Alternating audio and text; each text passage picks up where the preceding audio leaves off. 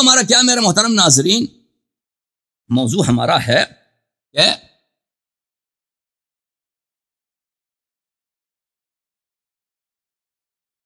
موضوع ہمارا یہ ہے کہ عائشہ کی شخصیت اس کے اپنے اقوال کے روشنی میں.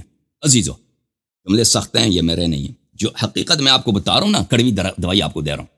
میرے محترم ناظرین، جن لوگوں کو ان باتوں سے تکلیف ہوتی ہے، ان کو بے ایمانی کی اللہ کے صلی اللہ اور رسول صلی اللہ علیہ وسلم سے اللہ اور رسول صلی اللہ علیہ وسلم کے دشمنوں سے محبت کی بیماری ہے. اوکے، جن لوگوں کو تکلیف ہو رہی ہے میرے باتوں سے، تو میں آپ کو ایک کڑوی دوائی دے رہا ہوں کہ آپ اپنے دل سے اس کینسر کو نکال دیں کہ رسول پاک صلی اللہ علیہ وسلم سے جو دشمن تھے، اہل بیت طاہرین علیہ السلام کے جو دشمن تھے، ان کے دل میں آپ کے دل میں ان کے لیے نرمی پائی جاتی ہے، محبت پائی جاتا ہے. یہ کینسر ہے، اس کو نکال دیں اپنے دلوں سے. میں آپ پہ احسان کر رہا ہوں. اوکے، اور یہ سب باتیں صحیح ہیں، سچی ہیں، میں آپ کے اپنے جماعت مخالفین کے کتب سے نقل کر رہا ہوں. عائشہ کی شخصیت اس کی اپنی زبانی. ملاحظہ فرمائے قرآن مجید میں ارشاد سورہ مبارک احزاب میں، اچھا، یا نساء النبی صلی اللہ علیہ وآلہ لستن كأحد من النساء ان اتقیتن فلا تخضعن بالقول فيطمع الذي في قلبه مرض وقلن قولا معروفا. سورہ مبارک احزاب. اے نبی کریم صلی اللہ علیہ وآلہ وسلم کی بیویاں، لستن كأحد من النساء، آپ دوسرے عورتوں کی طرح نہیں ہیں، کیونکہ آپ اب کس کی ناموس بن گئے ہیں؟ کس کی ناموس؟ رسول پاک صلی اللہ علیہ وآلہ وسلم کی ناموس بن گئے ہیں. ٹھیک ہے نا؟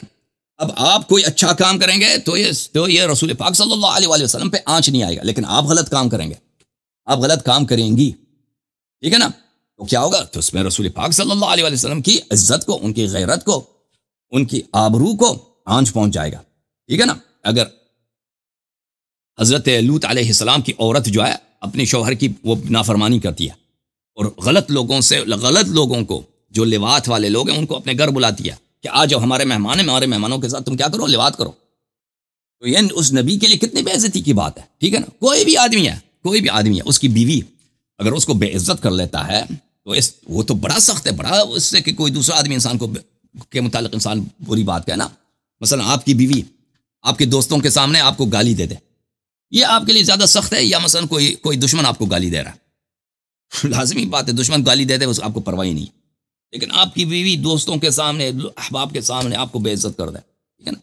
یا نساء النبی صلی اللہ علیہ وآلہ، اے نبی کریم صلی اللہ علیہ وسلم کے عورتیں، ان کے ازواج، لستن کأحد من النساء، آپ دوسرے عورتوں کی طرح نہیں، دوسرے عورتوں سے آپ بہتر ہیں.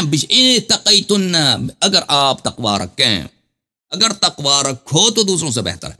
فلا تخضعن بالقول، تو نرم آواز میں، اللہ اللہ اللہ، یہ نبی کریم صلی اللہ علیہ وسلم کی عزت کی بات ہو رہی ہے. عزیزو، خوب یاد رکھو، تم دوسرے عورتوں کی طرح نہیں، تقوی اختیار کرو.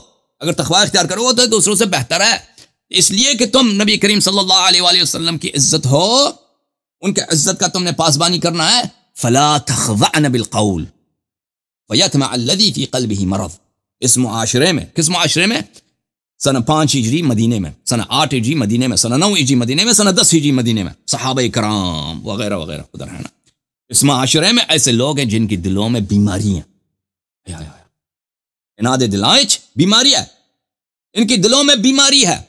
تو آپ لوگ نرم آواز سے بات نہ کریں کہ یہ صحابہ کرام، یہ بغیرت، جن کے دلوں میں نبی کریم صلی اللہ علیہ وسلم کے ازواج کے لیے نستجیر باللہ، کتنا بغیرت. او بھائی، یہ آیا کس کے مذمت میں نازل ہے؟ صحابہ ہی کی تو مذمت میں ہے.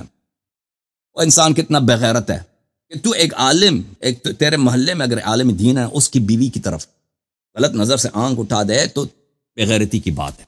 عالم کو چھوڑو، ایک پرچون والے کی عورت کی طرف دیکھو، غلط اس کے متعلق، اس سے اگر وہ نرم آواز میں بات کرے تو آپ کو مزہ آ جائے. کتنا بدماش، کتنا خبیث آدمی ہوگا ایسا. ٹھیک ہے نا؟ اب سردار انبیاء صلی اللہ علیہ وآلہ وسلم، سردار انبیاء صلی اللہ علیہ وآلہ وسلم، یہ سب صحابہ کیا تھے؟ یہی تو نجس کھانے والے لوگ تھے، اپنے محارم سے نکاح کرنے والے لوگ تھے، اپنی ماؤں سے نکاح کرنے والے لوگ تھے، یہ لوگ بتوں کے سامنے سجدہ کرنے والے لوگ، سب ضلالات، گمراہی، جہالات سے اپنے آپ ایک دوسروں کو قتل کر بچیوں کو زندہ بگور کرتے تھے. کنہوں نے ان کو نکال دیا؟ اللہ تعالیٰ نے اور رسول اللہ صلی اللہ علیہ وآلہ وسلم نے. اب ان کی احسان کا کہ آپ کو اس نجاست سے، اس غلاظت سے ایمان کی وادی کی طرف آپ کو روشناس کرائے، اس کا نتیجہ یہی ہے، اس کا تھینک یو یہی ہے، اس کا گریٹیٹیوڈ، اس کی قدردانی یہی ہے۔ آپ کیا کریں، اس کی عورتوں کی طرف غلط سوچ رکھیں، ان کی ناموس کی طرف غلط سوچ رکھیں۔ اچھا، فلا تخضعن، بس نرم آواز میں بات نہ کرو، فیطمع الذی فی قلبہ مرض، اس معاشرے میں ایسے لوگ ہیں جن کے دلوں میں بیماری ہے، یہ بغیرت ہیں، یہ آپ ان سے نرم آواز میں بات کرتی ہیں تو وہ آپ میں ان میں طمع پیدا ہو جاتا ہے، ہاں کہ ہم اب اس سے رابطہ کریں گے، اس سے کیا کریں گے، اس سے کنیکشن کریں گے، اس نبی کریم صلی اللہ علیہ وسلم کی بیویوں کے ساتھ۔ اب یہ قرآن کی اگر آیت نہیں ہوتی تو کون کب میں اس طرح کہہ سکتا تھا؟ اگر اس کا دوسرا شرح ہے تو بتاؤ مجھے۔ جماعت عمریہ کے لوگوں اور صحابہ اکرام سارا دن کرنے والوں، اگر اس آیت کا کوئی اور شرح ہے تو مجھے سکھا دو، مجھے بتا دو۔ تمہارے علماء کو میں نے چیلنج دیا، وہ خضر حیات بکروی صاحب کو میں نے کہہ دیا کہ آپ تشریف لائیں، آپ کے علم سے سب مستفیض ہو۔ اب وہ پتہ ہے وہ جواب میں کیا کہا، اس نے جواب میں کہا کہ آپ پاکستان آ جائیں یا یہ کہ مثلا فلان عالم آپ کو لکھ کے دے، بلکہ سب شیعہ لکھ کے دیں کہ ہمارا نمائندہ ہے کیا جماعت عمریہ سب لکھ کے دینے کو تیار ہیں کہ وہ خضر حیات کو مانتے ہیں؟ کیا سب جماعت عمریہ سب مانتے ہیں کہ وہ خضر حیات بکروی صاحب کو مانتے ہیں؟ تو آپ کس کے نمائندے ہیں؟ آپ اپنے پیروکاروں کے نمائندے ہیں۔ میں کسی کا نمائندہ نہیں، میں اپنا نمائندہ ہوں۔ بہت سارے شیعہ میری سپورٹ کرتے ہیں اور میرے باتوں سے اتفاق کرتے ہیں، سب شیعہ سب، اور میری ضروری بھی نہیں ہے، میں بلا شرط قید و شرط آپ کو دعوت دیتا ہوں کہ آپ تشریف لائیں، آپ کے جو بھی شرائط ہمارے لیے قابل عمل ہیں ہم وہ آپ شرائط پورا کریں گے، لیکن وہ شرائط جو ہمارے لیے ناممکن ہے، ہمیں پتہ ہے کہ شیعہ علماء وہ سب ان سے لکھوانا، وہ مر جائیں گے، وہ سب لکھ کے نہیں دیں گے کہ اللہ یاری ہمارا نمائندہ ہو، جیسے آپ کے علماء وہ مر جائیں گے لیکن وہ سب مل کے آپ کو تعین نہیں کریں گے، ٹھیک ہے نا؟ تو ایسے شرائط کو چھوڑیے، لوگوں کو بھی پتہ ہے خضر حیات بکروی صاحب عالم دین ہیں، آپ علامہ ہیں، مناظر ہیں، ہم آپ کا احترام کرتے ہیں، لیکن اس کا مطلب یہ نہیں ہے کہ ہم آپ کو علم میں ہم سے اپنے آپ سے اوپر سمجھتے ہیں، ہم یہ آپ سے تواضع کے ساتھ بات کرتے ہیں، کیونکہ معاشرے میں اور دوسرے لوگوں کے سامنے آپ کو یہ بہانہ نہ مل جائے کہ اس آدمی نے مجھ سے غلط انداز میں مجھے دعوت دی ہے۔ میں ہم کو فل تواضع سے ایک بار پھر دعوت دیتے ہیں کہ یہ ایسی باتیں، ایسے بہانے، ایسے شرائط رکھنا کہ ان سے بخوبی سب لوگوں کو پتہ چل جاتا ہے کہ آپ مناظرہ سے ڈرے ہوئے ہیں، ایسے شرائط سے آپ پرہیز کریں، آپ آ جائیں، آپ کو کیونکہ آپ کو یقین ہے کہ شیعہ کافر ہیں، تو ادھر آ جائیں، ہم ثابت کرتے ہیں کہ کافر کون ہے ٹھیک ہے نا بات کرتے ہیں، ادھر آ جائیں، آپ تشریف لائیں، انشاءاللہ ہم آپ کے منتظر ہیں۔ اچھا، وَقُلْنَ قَوْلًا مَعْرُوفًا، اور اچھی باتیں کرو۔ ازواج نبی صلی اللہ علیہ وسلم سے کیا حکم ہے؟ یاد رکھو، نرم آواز تک بات کرنا، سیکسی باتیں یہ تو نہایت ہی ممنوع ہے نا، اس طرح کی باتیں کرنا، نرم آواز، مثلا کسی آدمی سے اگر بات بھی کرنا ہے نا، کیا کرنا، نرم آواز، نرم لہجے میں، جو عورتوں کی آواز کیا ہوتی ہے اس میں دلکشی ہوتی ہے، نرمی ہوتی ہے، ٹھیک ہے نا، اس طرح نہیں بات کر سکتی ہوں، غلیظ لہجے میں بات کرو تاکہ کسی کو تمنا نہ ہو، غلط سوچ کسی کے دل میں آئے نہ، ٹھیک ہے نا، کیونکہ ایسے لوگ ہیں، ایک طرف تو اللہ نے کہہ دیا ازواجہ امہاتہم، لیکن صحابہ کو یقین نہیں آیا کہ ان کو مائیں جیسی ہیں، ان سے نکاح ہو ہی نہیں سکتا، لیکن وہ ان کو کیا ہے، ان فی قلبہ مرض فیطمع الذی فی قلبہ مرض، لالچ ہو جاتا ہے ان کو۔ اچھا، اس آیت کا ترجمہ میں آپ کی خدمت میں پیش کروں جماعت مخالفین کے مترجمین کے ہاں سے، یہ دیکھو طاہر قادری نے کیا ترجمہ کیا، اے ازواج پیغمبر صلی اللہ علیہ وآلہ وسلم، تم عورتوں میں سے کسی بھی عورت کسی ایک کی بھی مثل نہیں ہو، اگر تم پرہیزگار رہنا چاہتی ہو تو مردوں سے حسب ضرورت، یہ جو ہے نا، یہ اگر تم پرہیزگار رہنا چاہتی ہو یہ ماقبل کا شرط ہے، ماں بعد کا شرط نہیں ہے، بہرحال تو بات کرنے میں نرم لہجہ اختیار نہ کرنا، جس کے دل میں نفاق کی بیماری ہے وہ لالچ کرنے لگے، ٹھیک ہے نا، وہاں پہ ان کے دلوں میں کیا ہے، ان کے دلوں میں نفاق کی بیماری، وہ لالچ کریں گے۔ احمد رضا خان ریلوی، اے نبی کی بیوی ہو، تم اور عورتوں کی طرح نہیں ہو، اگر اللہ سے ڈرو تو بات میں ایسی نرمی نہ کرو کہ